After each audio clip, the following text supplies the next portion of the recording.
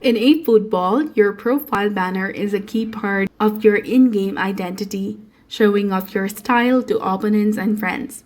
If you'd like to refresh your look or personalize your profile, the game allows you to change your banner easily within the settings.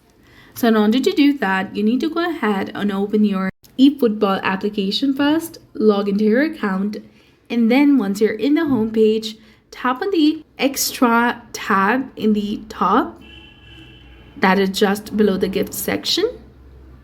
Once you do that, tap on your profile icon.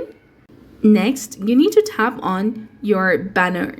Then you will see a variety of your profile banners to choose from. Select the one that you want to pick and then tap on back, and you will see that the profile banner has been changed. Now, if you again want a different banner, you can again go ahead and tap on this banner option in the top.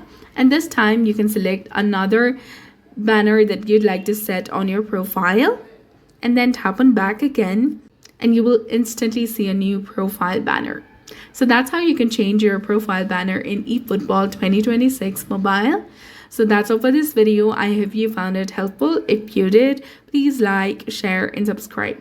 Thanks for watching. We'll see you again in the next one.